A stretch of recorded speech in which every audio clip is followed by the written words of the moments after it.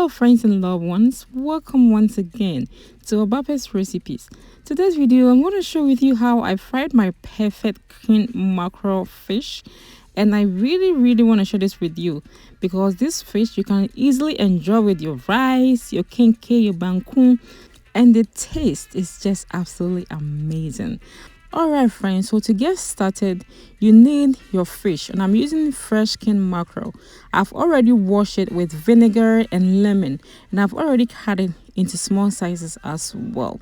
So to save time, we are going to start seasoning our fish right here.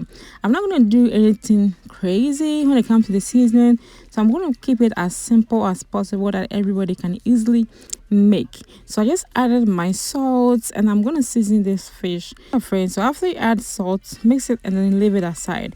So on this side I have here 1 cup of all-purpose flour, and I'm going to add a pinch of salt in here, and I have paprika, and also I have my fish seasoning. I'm using oat-based seasoning. If you are interested in it, you can use that as well. Mix everything really well, and then after that go ahead and set your fire. So I have here coconut oil, and I'm going to add garlic in there. So next I have my pepper. So I like to season this oil before I fry my fish. And also I just added in here my crushed ginger. I have my bay leaves in there. Everything looks really nice. The oil smells really good, so that's what we want. So I just dip this fish into the flour, and then I'm gonna start frying this fish. So yeah, go ahead and keep adding your fish, and then that is how it is. It's so simple, very easy peasy, and it came out really good. So on this side I'm gonna add fresh thyme, and also I have fresh rosemary because I really love using fresh spices for my recipes, as you all can tell, and that is what it is about. So I hope you can try this recipe at home, and trust me, the end results will just amaze you. So since we are using a low medium heat to fry this fish, gradually you have to flip it over so everywhere can cook, and then make sure that you don't burn this fish. So that's what I am doing. And today with this recipe, as simple as it is, you can enjoy with rice, with kenkye, with banku, with potatoes, with fried yam. Anything that you really want to eat this, you can just feel free and do so. So as easy how it is, this is the best and simple authentic fried fish that everyone can easily make at home. And also with this recipe, you don't really have to use the king mackerel if you can find some.